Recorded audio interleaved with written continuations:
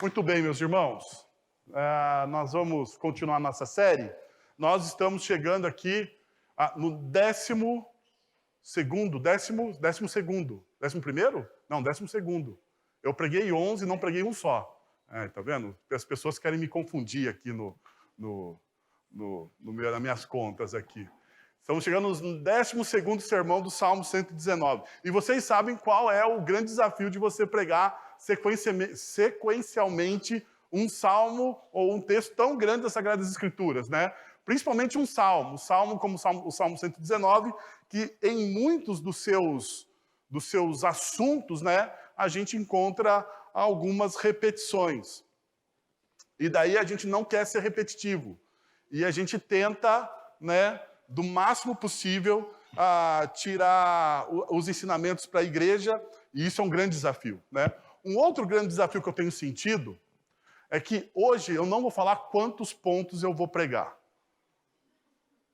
Porque é o seguinte, eu falo 4 movimentos, eu falo 3. Daí o gaúcho chega no final do culto e fala assim, eu fiquei curioso para saber o último movimento. Daí eu tenho que falar só para ele o último movimento do texto, né? Ele fica, coitado do gaúcho, ele fica ali meia hora ouvindo só ele tem uma pregação particular só para ele do último tempo. Então eu vou fazer o seguinte, não vou falar. E o melhor disso, né, que a gente pode, sobra material de estudo já pronto para os próximos sermões no Salmo 119. Então, abre o seu texto aí, neste Salmo, nos versículos de 89 até o versículo 96. Versículos de número 89 até o versículo de número 96. Diz o seguinte: a tua palavra, Senhor, para sempre está firmada nos céus. A tua fidelidade é constante por todas as gerações. Estabeleceste a terra que firme subsiste. Conforme as tuas ordens, tu permanece até hoje, pois tudo está a teu serviço. E a tua lei não fosse, se a tua lei não fosse o meu prazer, o sofrimento já me teria destruído. Jamais me esquecerei dos teus preceitos, pois é por meio deles que preservas a minha vida. Salva-me, pois a ti pertenço e busco os teus preceitos. Os ímpios estão à espera para destruir-me, mas eu considero os teus testemunhos. Tenho constatado que toda perfeição tem limite, mas não há limite para o teu mandamento. E a minha tese com vocês nessa manhã, e você perceberam, nessa noite, a minha tese com vocês nessa noite é uma mudança de sentimento. Se você percebeu nos últimos domingos, a gente falou muito sobre o sofrimento, sobre a dor, como que o salmista, ele encara os seus inimigos, como que o salmista trabalha, né, uma esperança viva, apesar da situação que ele está inserido.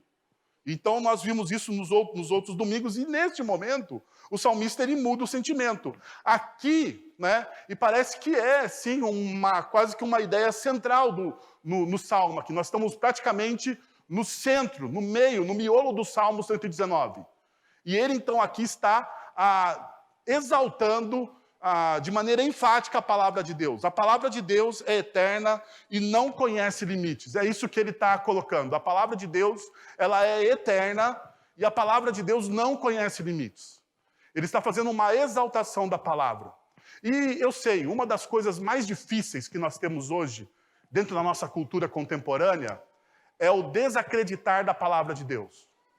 Gradativamente, a nossa cultura, ela coloca em xeque a palavra de Deus.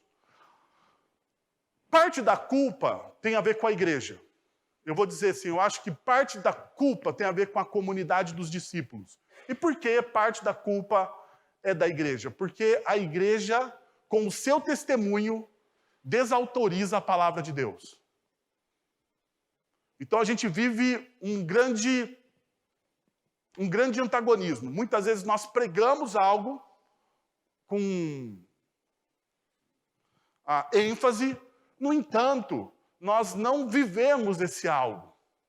Nós temos um discurso muito bacana, né? mas às vezes o discurso não se alinha com a prática. E quando isso acontece, a cultura, né, que é resistente à palavra de Deus, ela vai sempre desacreditar. Ela sempre vai desacreditar. Né? Qual é a eficácia, qual é o poder transformador da palavra de Deus, se a palavra de Deus não transforma nem aqueles que são chamados de discípulos? Fica uma coisa estranha, né? Qual é o poder transformador da palavra de Deus, se essa palavra de Deus não penetra e não muda radicalmente a vida dos discípulos? Então, alguns dos questionamentos daqueles que fazem parte da cultura secular têm a ver com o nosso testemunho. E nós precisamos assumir essa faceta. Culpa, algumas dessa culpa está nas nossas costas. No entanto, uma outra questão é que em uma cultura baseada no conhecimento técnico, a palavra de Deus ela perde a sua... Como que eu posso dizer? Ela perde a sua certificação. Por quê? Porque muitas das coisas, ou muitos dos textos que estão na palavra de Deus, ou na Bíblia revelada, ela mexe com aquilo que é subjetivo e não objetivo. Na pós-modernidade, na cultura científica nossa, né,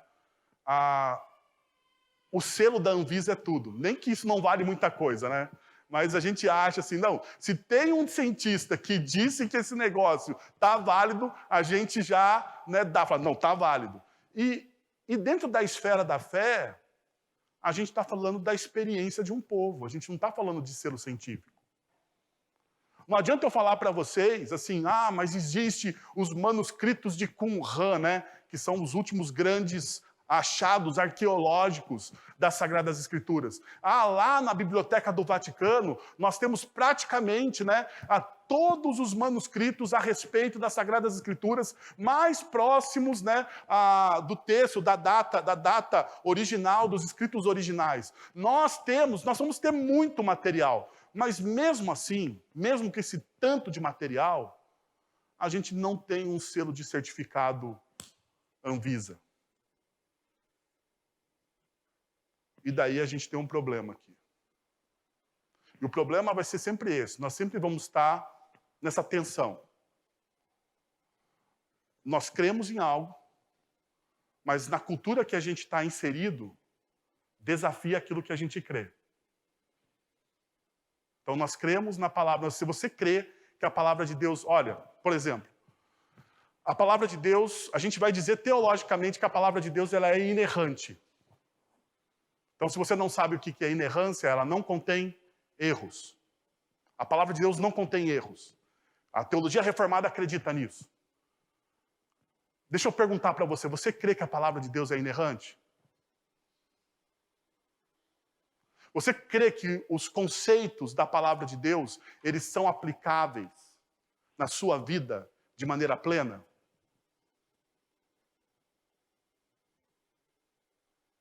Você vive os conceitos da palavra de Deus como algo aplicável na sua vida?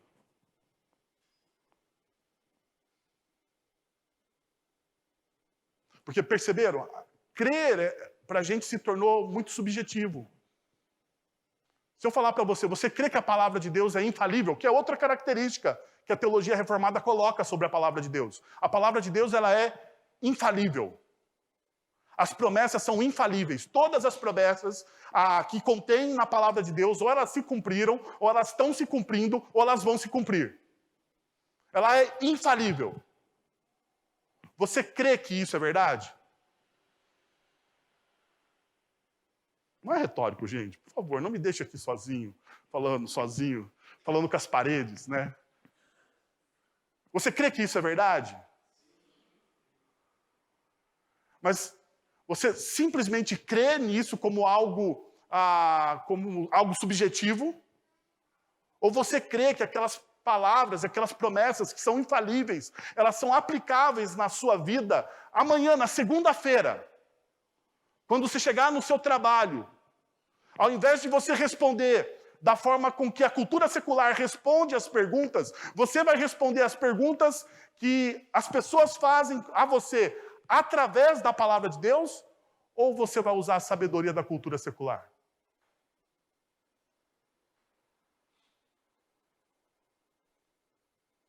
A gente sempre vai viver essa tensão.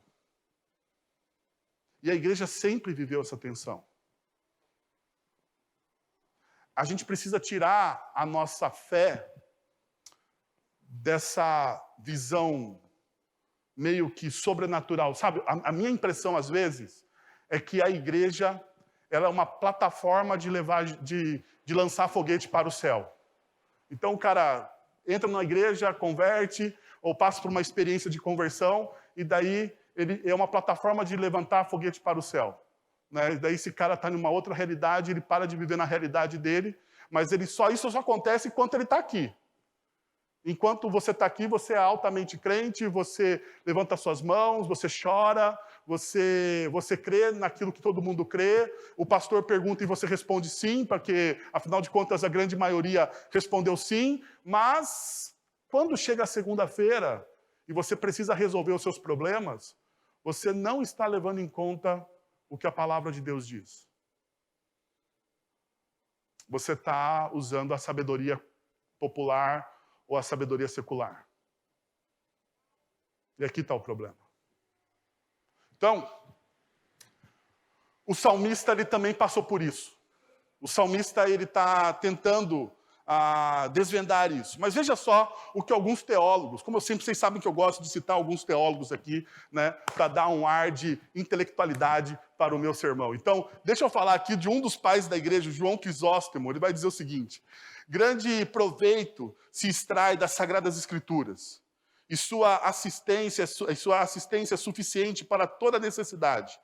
Paulo ressaltou isso ao dizer: porque tudo o que antes foi escrito para o nosso ensino foi escrito, para que, pela paciência e a consolação das Escrituras, tenhamos esperança. As palavras divinas, na verdade, são um tesouro que contém toda espécie de remédio, de modo que, se necessitamos abandonar o orgulho vão, ou apagar o fogo da concupiscência, ou pisotear o amor das riquezas, ou desprezar a dor, ou cultivar o ânimo, ou adquirir paciência, em tudo isso, podemos encontrar abundantemente no meio de assim fazer.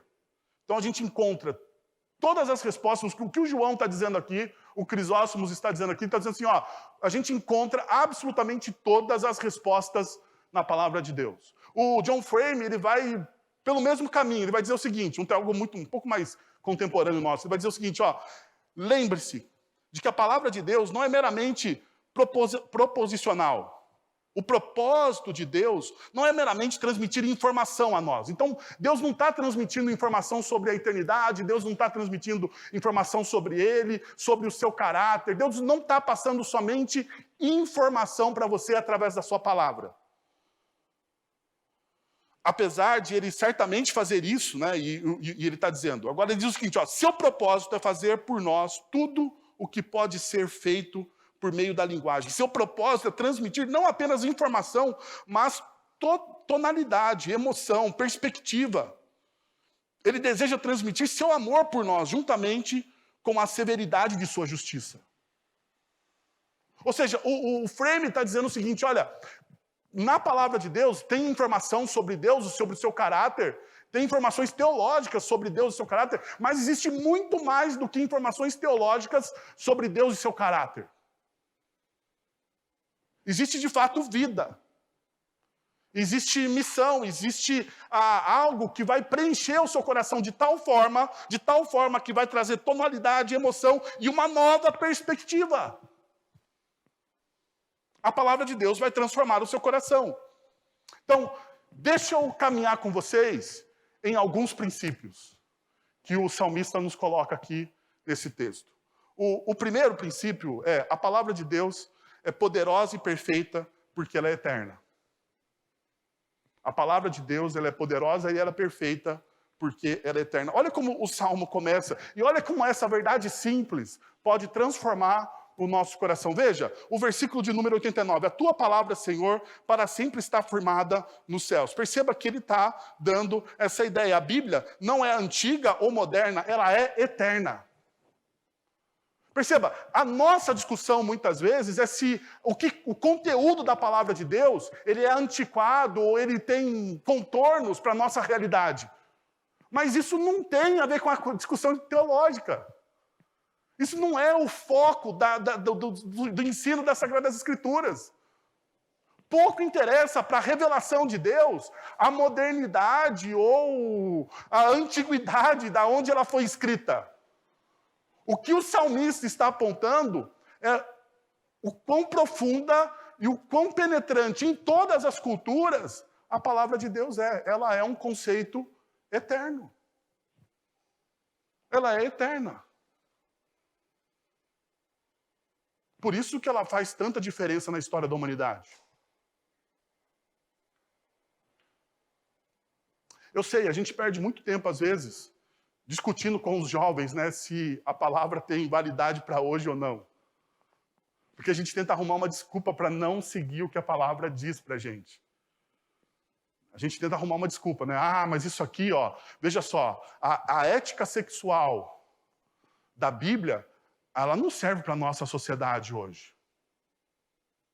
A ética de negócios das Sagradas Escrituras não serve hoje para a nossa sociedade, porque se a gente aplicar a ética da sexualidade, se nós aplicarmos a ética dos negócios, se nós aplicarmos, né, a ética dentro dos relacionamentos corporativos, que a palavra de Deus ensina, eu vou ser engolido pela cultura. Mas, você não me disse no início da nossa conversa que você crê que a palavra de Deus é inerrante? Você não disse que a palavra de Deus é infalível? Você não falou que você crê nisso? E por que ao invés de você viver conforme ela é, você vive conforme aquilo que você acha? Agora, veja, ele não só disse que ele é eterno, ele está falando, olha, a palavra de Deus ela é confiável, porque ela não está ancorada no tempo. A palavra de Deus ela é confiável, porque ela está ancorada na eternidade. E ele vai dizer também, olha só, depois, ele vai dizer no verso de número 90, a tua fidelidade é constante por todas as gerações. Então perceba, o salmista ele liga a natureza para sempre, da palavra de Deus, a fidelidade de Deus, que é para todas as gerações, de geração em geração, literalmente, se nós fôssemos traduzir isso aqui, seria de geração para geração, ou de gerações para gerações. Ele então faz uma conexão adicional com a criação. Algo que Deus trouxe à existência do nada por sua palavra. Tanto que ele fala, olha, a tua fidelidade é constante por todas as gerações, e ele inclui nessas todas as gerações, o quê? Aquilo que Deus fez através da sua palavra, que é a criação, Gênesis capítulo 1 e capítulo 2. E qual que é a ideia, então, do salmista? Ele está dizendo o seguinte, existe coisa mais estável do que a palavra de Deus? Porque, veja, por mais que os profetas do Apocalipse já tenham datado o fim da Terra, né? Eu sou de uma geração que assistiu o filme 2012. Lembra esse filme? Era 2012, não é? Ou era 2002? Não, 2012. 2012, fim do mundo. As pessoas, né, com medo. Daí nós tivemos, antes do filme, nós tivemos o bug do milênio. Lembra do bug do milênio? Né? Os computadores vão apagar, vai se tornar escuridão no mundo, idades das trevas. Todo mundo, E existem até algumas seitas que se dizem cristãs que já dataram a vinda de Jesus. A pergunta é, alguém acertou? A terra passou, a Amazônia acabou, o gelo do Polo Norte já derreteu todo, o mundo acabou em água. Pergunta, existe coisa mais estável que a terra? Não existe. E o salmista está olhando para essa realidade, está dizendo, olha, você pode confiar na palavra de Deus porque ela é tão estável quanto aquilo que ele cria. Por quê? Porque ela está ancorada na eternidade. Então você pode confiar nela. Ainda, perceba que a gente vê isso no apóstolo Paulo, Colossenses capítulo 1, verso 16, ele diz, pois em Jesus, né, e Paulo está falando aqui de Jesus, pois nele foram criadas todas as coisas, nos céus e na terra, as visíveis e as invisíveis, sejam tronos ou soberanias, poderes ou autoridades, todas as coisas foram criadas por ele e para ele. Ele é antes de todas as coisas. E perceba agora no final, 17, e nele tudo o que subsiste. Porque é impossível, e é o que Paulo está dizendo aqui, é impossível você ter vida estando alienado a Cristo Jesus. É impossível. Tanto é verdade que em Atos ele vai falar a mesma coisa, né? Em Atos ele vai dizer, quando ele está pregando para os gregos, porque nele nós vivemos, nos movemos e existimos. É a mesma ideia, Paulo está trabalhando o mesmo conceito. E é lógico que a gente faz essa ligação, né, entre o Gênesis capítulo 1 e João, como Jesus sendo a palavra de Deus revelada a nós, encarnado. E é esse o nosso grande desafio. Agora veja, o salmista ele continua dizendo sobre essa palavra que é eterna e perfeita e que está ancorada na eternidade. Verso de número 91. Conforme as tuas ordens, tu permanecesse até hoje, pois tudo está a teu serviço. Veja, o que eu quero focar com você, o salmista ele coloca sempre, o salmista do Salmo 119, seja Davi ou quem tem escrito, ele coloca essa verdade, a soberania de Deus. Deus é soberano sobre todas as coisas. A ideia, toda a criação existe por causa da obediência à palavra de Deus, ou seja, tudo veio à existência, tudo existe porque veio tirado do nada a partir dessa palavra. Toda a criação, portanto, existe para fazer o quê? A sua vontade. Quer ver? Pensa um pouco em história do Antigo Testamento. Pensa comigo. Por várias vezes, Israel, por conta da desobediência, foi invadido por outras nações. Vocês lembram disso? Vocês lembram disso? Várias vezes, né? Várias vezes. Por exemplo, nós temos um livro muito famoso, que é o livro de Daniel, que conta a história de jovens que foram retirados, né, de Israel e foram para a Babilônia. Pergunto para vocês, a quem os reis invasores estavam servindo? Vamos. A quem os reis invasores estavam servindo? Isso nenhum teólogo pentecostal ou neopentecostal vai conseguir decifrar para você. A quem os reis invasores do povo de Israel, que ia subjugar e ia escravizar o povo, estavam servindo? Segundo os profetas do Antigo Testamento, segundo a própria palavra de Deus, aqueles reis invasores estavam servindo quem? A Deus. A Deus. E perceba, os profetas exaltam a soberania de Deus sobre todos os governos. Sobre todos os governos. O que nos cabe perguntar é por que Deus está levantando fulano ou beltrano? O povo de Israel nunca se fez essa pergunta. E aqui está o grande pecado do povo. E que os profetas alertavam. Por que Deus está levantando essas nações? Por que Deus está permitindo isso? Será que Deus está tentando nos resgatar? Será que Deus está demonstrando graça através do seu juízo? Sabe por que a gente não acredita que Deus demonstra graça através do juízo? Porque o Deus que nós cremos dentro da igreja evangélica brasileira é um Deus fraco.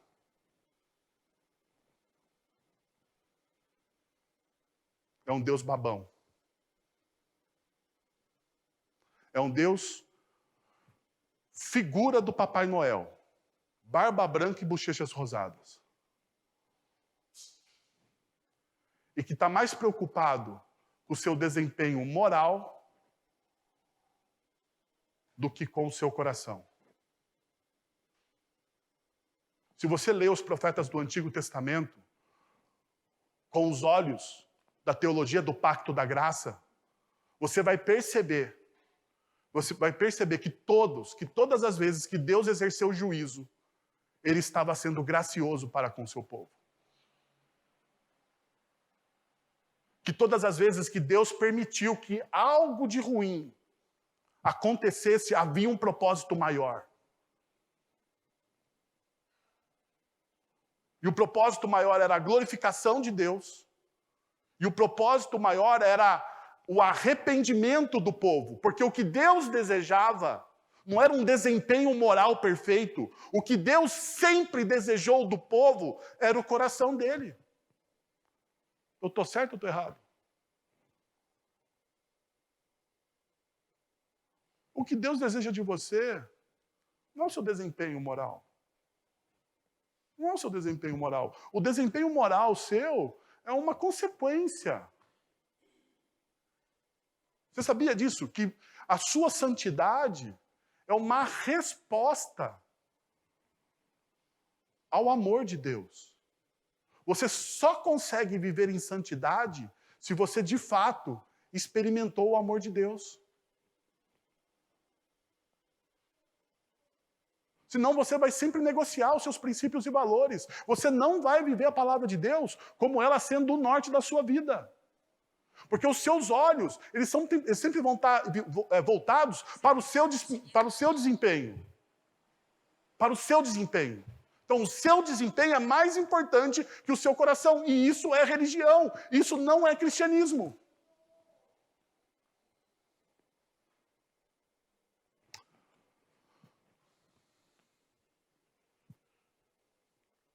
Segundo, a palavra de Deus é poderosa e perfeita porque dá vida. A palavra de Deus, ela é poderosa e perfeita porque dá vida. Veja só o que diz a partir do verso 92. E a tua lei não fosse o meu... se a tua lei não fosse o meu prazer, o sofrimento já me teria destruído. Jamais me esquecerei dos teus preceitos, pois é por meio deles que preservas a minha vida. Salva-me, pois a ti pertenço, e busco os teus preceitos. Verso 95. Os ímpios estão à espera para destruir-me, mas eu considero os teus testemunhos. Agora veja, ele vai fazer algumas declarações, e eu vou dar a síntese dessas declarações para vocês aqui, que o salmista está fazendo. Primeira declaração que o salmista faz sobre a palavra de Deus, que é poderosa e perfeita e nos dá vida. A palavra de Deus deve ser o nosso deleite. Verso de número 92. A palavra de Deus, ela deve ser o nosso deleite. Nós devemos ter prazer em ler, em meditar, em experimentar a palavra de Deus. Nem só de pão viverá o homem. Sabe quem diz isso? O Jesus. Você não crê no Jesus? Então, olha só, Jesus ele vai dizer isso. Nem só de pão, em um momento de plena tentação. Jesus ele resgata um texto do Antigo Testamento, ele vai dizer isso para o inimigo das nossas almas. Nem só de pão viverá o homem, mas de toda a palavra que procede da boca de Deus. Porque a palavra de Deus, a Bíblia, que é a revelação de Deus direta e pessoal para nós, essa palavra é a boca de Deus hoje.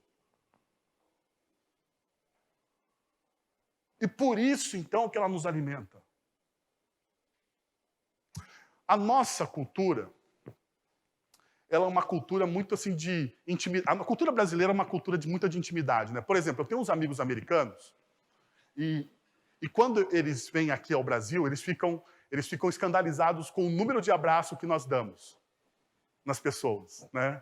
Ele fala assim, viu, o Steve Andrews falou uma vez para mim assim, Wellington, eu não entendo, vocês abraçam para chegar, vocês abraçam para ir embora, vocês abraçam no meio da conversa, vocês abraçam para conversar, por que vocês gostam tanto de abraço assim? O americano não entende, mas a nossa cultura é uma cultura altamente relacional, que busca uma certa intimidade, que eu acho superficial. Porque veja só, uma intimidade verdadeira, que não é superficial, você tem prazer em conversar com a pessoa. E uma intimidade verdadeira, que não é superficial, você tem em prazer em ouvir a outra pessoa. Não é assim? Num casamento saudável, você tem prazer em conversar e você tem muito prazer em quê? Em ouvir.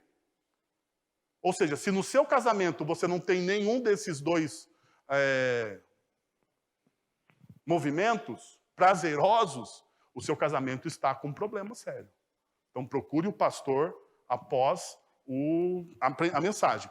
No entanto, que não é o nosso foco agora, nem sei porque eu falei isso, talvez seja algo de Deus para alguém aqui, mas vamos lá.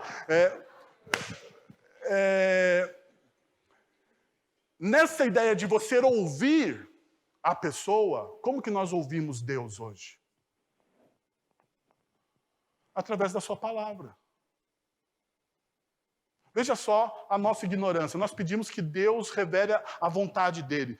Mas a vontade já está revelada. Então nós pedimos coisas mirabolantes. Nós pedimos um anjo, nós pedimos um sinal. Tem pessoas que pegam a Bíblia, abrem assim, Deus vai falar comigo hoje. Abre a Bíblia e acha que Deus vai falar com ela de maneira aleatória. Deus não vai fazer isso. Por quê? Porque Deus deseja que você desenvolva um relacionamento com Ele. Deus deseja que você desenvolva um relacionamento. E como que você desenvolve esse relacionamento? Tendo prazer. Então perceba, a palavra de Deus trouxe um sorriso ao rosto e uma canção ao coração do salmista. É o seu deleite, ou seja, a sua felicidade, porque o deleite aqui também pode ser traduzido por felicidade. Então perceba, o salmista está dizendo aqui, a minha felicidade não está nas circunstâncias da minha vida. A minha felicidade não está ancorada nas circunstâncias da minha vida, mas a minha felicidade está ancorada no deleite, no prazer que eu tenho em ouvir a voz de Deus.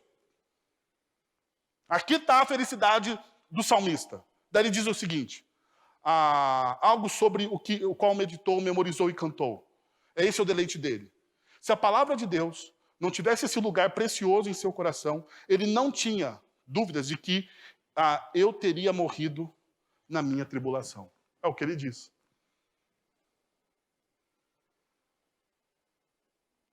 Eu vou ter muito cuidado agora com o que eu vou falar. Mas eu creio que muito dos problemas do coração das pessoas se tornam uma depressão, se tornam uma tristeza profunda por falta de contato na palavra de Deus. Eu creio. A Bíblia vai dizer que a palavra de Deus é cura. É cura. Vocês venham citar Spurgeon aqui várias vezes. Vocês não veem, né? Vocês veem, porque o Spurgeon tem um comentário muito famoso sobre o Salmo 119. Spurgeon foi um homem, um pregador, conhecido como o príncipe dos pregadores. Spurgeon, ele sofreu de depressão.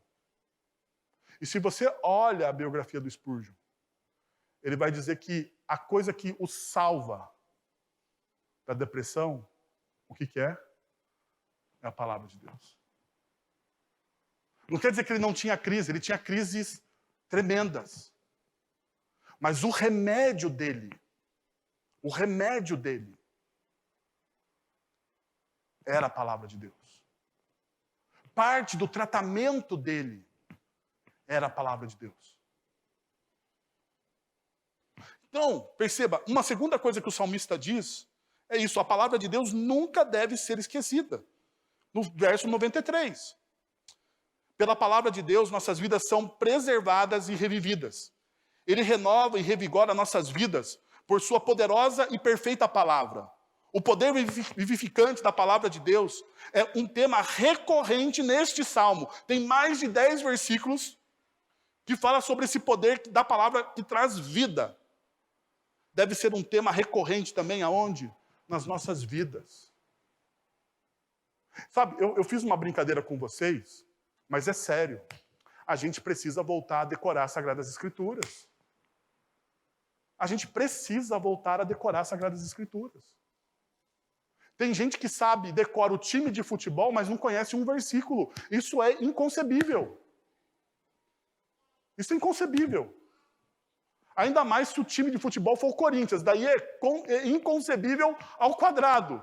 Ao quadrado. Mas pense comigo, se você de fato ama a palavra de Deus como você ama o seu time de futebol, assim como você decora o nome dos caras, decore os versículos.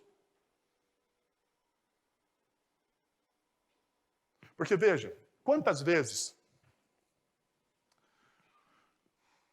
eu, como pastor, ouvi relatos de homens e mulheres de fé que no leito da enfermidade, eles lembraram do quê? De um versículo que estava decorado, guardado na mente deles.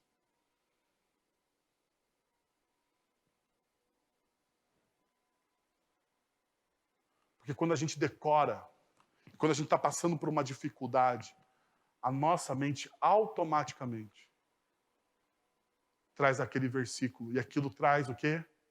Esperança para as nossas vidas. Então veja, uma outra coisa que o texto diz é que a palavra de Deus nos salva.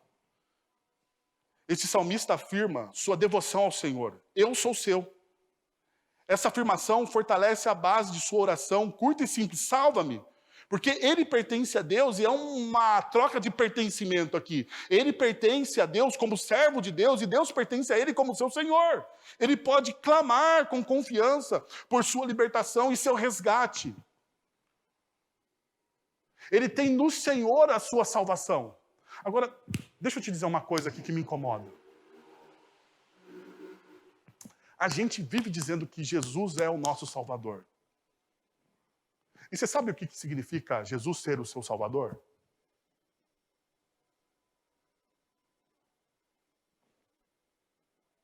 Quando tem um silêncio assim, dá um medo teológico no meu coração. Né? Dá um medo assim. O que significa para você Jesus ser o seu Salvador?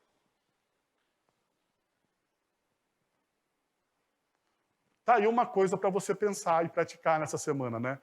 Pense em Jesus como seu Salvador. O que isso significa? Olha o que o Tim Keller vai dizer em um livro chamado Falsos Deuses. A Bíblia costuma falar dos ídolos por meio da metáfora da religião. Deus deveria ser o nosso verdadeiro Salvador. Mas recorremos à realização pessoal e à prosperidade financeira para obtermos a segurança de que precisamos. Os ídolos dão a impressão de que estamos no controle e podemos identificá-los ao observar nossos pesadelos. O que mais tememos? O que, se perdermos, tornaria a sua vida indigna de ser vivida? O teu Deus te controla. Pensa comigo. O que você tem mais medo de perder? Isso é o teu Deus. Se você falar para mim, eu tenho medo de perder a minha família, eu vou dizer para você, isso é o teu Deus. Se você dizer para mim, eu tenho medo de perder a minha esposa, eu vou falar, esse é o teu Deus. Se você dizer para mim, eu tenho medo de perder a minha sogra, eu vou falar, você está louco. Mas, não, agora é sério, se você olhar para algo e dizer assim, eu tenho medo de perder isso. E isso aqui dá sentido à minha vida. Eu vou dizer para você, esse é o teu Deus. É esse Deus a quem você serve. É esse Deus a quem você sacrifica. É esse Deus a quem você ama. Por isso que o salmista está dizendo, eu pertenço a Deus e Deus me pertence. Eu sou o servo e Ele é meu Senhor. E eu não tenho como trocar isso, porque a minha vida depende disso.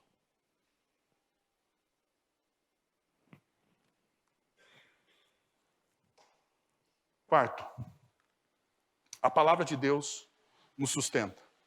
Veja só, o versículo 95 revela a fonte da aflição que ele se referiu no versículo 92. São os ímpios, que esperam destruir-me. Destruiu o salmista. O versículo 92 nos informou que eles chegaram até perto, até poder ter sucesso. Quase, bateram na trave. No entanto, eles não eram páreo para a palavra. Daqui, descrita como decretos de Deus. Eles quase conseguiram. Os meus inimigos quase tiraram a minha vida. Eles me perturbaram. Agora veja, deixa eu citar aqui o Spurgeon, então, que ele vai dar uma interpretação muito legal para isso aqui. Ele vai dizer o seguinte, olha, eles, os ímpios, eram como bestas selvagens, agachadas no caminho, ou salteadores atacando um viajante indefeso. Mas o salmista seguiu o seu caminho sem considerá-los, pois estava considerando algo melhor, a saber, o testemunho que Deus deu aos filhos dos homens. Ele não permitiu que a malícia dos ímpios o afetasse no seu santo estudo da palavra divina. E ele continua. Ele estava tão calmo que podia considerar. É estranho. Alguém que está sendo pressionado não tem tempo de considerar.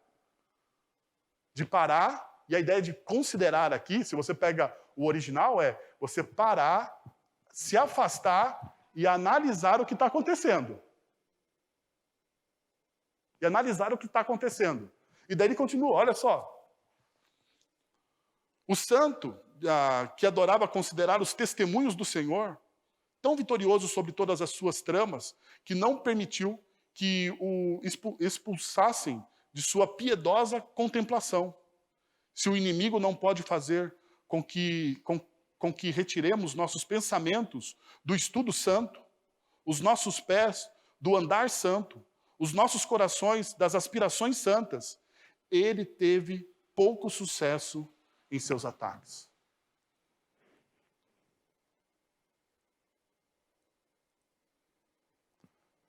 Meus irmãos, uma das grandes dificuldades que nós temos é que quando nós somos atacados, nós desanimamos. Nós desanimamos. Quando nós somos atacados, nós achamos que Deus não está mais com a gente. Sabe por quê? Porque existe um binômio errado.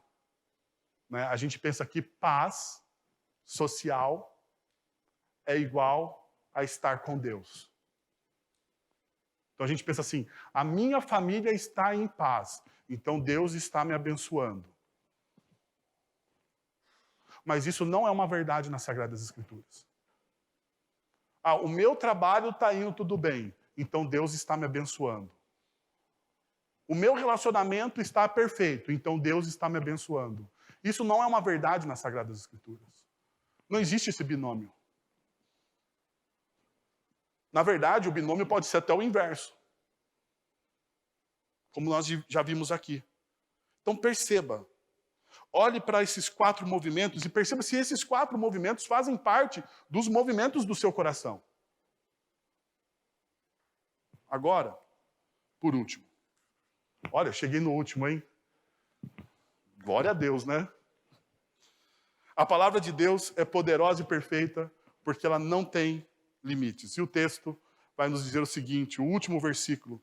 Tenho constatado que toda perfeição tem limite, mas não há limite para o teu santo mandamento. Veja, uma coisa, ele vai olhar para as coisas, o salmista ele vai contemplar as belas coisas que o Senhor faz. Ele vai contemplar. Então, veja, olha como é que ele vê. A criação, em um sentido real, tem uma perfeição relativa, sendo o produto de um Deus absolutamente perfeito. Então, ele olha para a criação e ele diz, legal, a criação tem beleza, tem coisas que deixam o nosso coração feliz, que trazem êxtase. A criação é boa, e ele está falando isso. Mas perceba que ele coloca um limite na criação. Lembra Tiago? Tiago vai dizer que todo dom perfeito e toda dádiva desce de quem? Do Pai das luzes. Ou seja, Deus ele é o doador de toda a criatividade e de todas as coisas boas que a humanidade desenvolve. É assim que o salmista vê, ele celebra a criação. No entanto, ele não é seduzido pela criação. ele coloca limite. Veja, apesar da beleza, a criação não pode produzir algo perfeito, pois tudo o que é finito não pode ser em si perfeito. Porque a ideia de perfeição bíblica é a ideia de continuidade e eternidade. Então, quando o salmista está dizendo, olha, existem limites para a criação, apesar da sua beleza, ela não é perfeita. Ela não pode, então, seduzir o meu coração, porque essa beleza da criação é apenas um reflexo da bondade e da beleza de Deus. É isso que ele está dizendo para a gente. Por isso que ele vai dizer, toda perfeição tem o quê? Limite. Tanto é verdade que o apóstolo Paulo, quando ele vai falar sobre o amor, que é o texto mais famoso da carta 1 Coríntios, capítulo 13, ele vai dizer o seguinte, o amor nunca perece, mas as profecias desaparecerão, as línguas cessarão, o conhecimento passará. Pois, em parte conhecemos e em parte profetizamos. Quando, porém, vier o que é perfeito, ou seja, quando a eternidade se estabelecer, quando o reino de Deus entrar de fato na nossa realidade, quando o Cordeiro buscar a sua igreja, aquilo for perfeito, aquilo que é imperfeito vai acontecer o quê? Desaparecerá. Por quê? Porque nós estamos na eternidade. Na eternidade tudo é perfeito. Sabe qual que é o nosso problema? O nosso problema é que o nosso coração é seduzido pela beleza da criação. Sabe por que nós não ansiamos pela eternidade?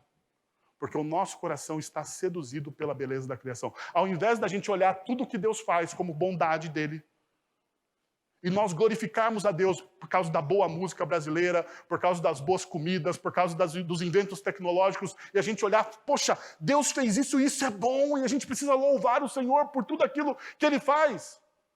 O nosso coração é seduzido. A gente acaba abraçando aquilo como a realidade última, e aquilo não é a realidade última. Porque ela é finita, ela acaba, ela termina, ela não é perfeita. Agora veja, o texto termina aqui. Mas não há limite para o teu mandamento. O Eugene Peterson traduz o seguinte, veja o limite para tudo o que é humano, mas os horizontes não conseguem conter os teus comandos. O que isso implica? Na seguinte, primeiro, a criação é marcada por uma perfeição limitada e relativa. Os mandamentos de Deus são marcados por uma perfeição ilimitada e absoluta.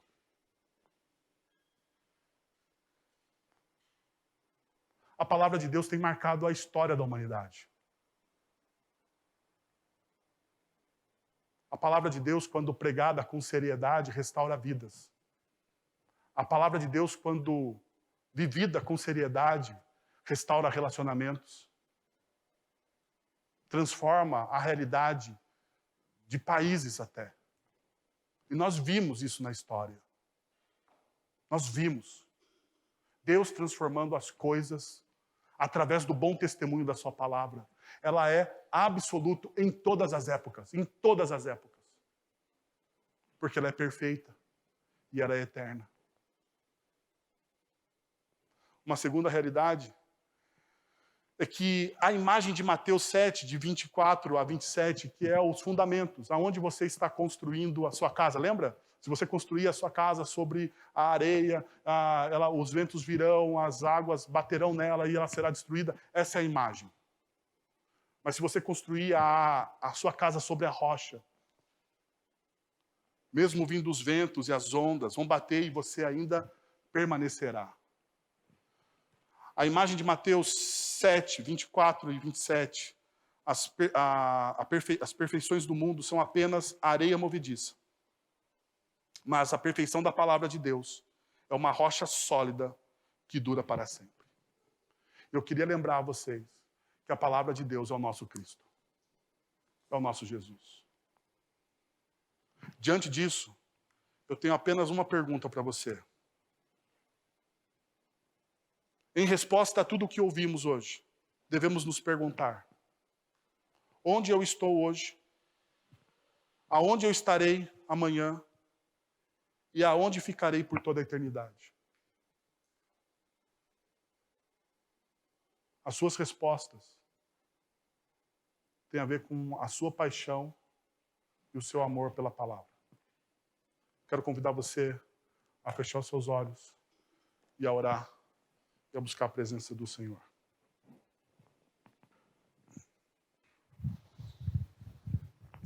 Pai, nós queremos te agradecer por essa mensagem e pela tua palavra que é santa, viva e eficaz, Senhor.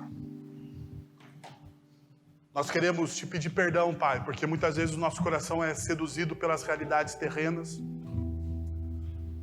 Nós somos seduzidos, ó Deus, pela beleza efêmera da criação, que deveria ser apenas um reflexo da tua bondade, da tua graça e da tua misericórdia.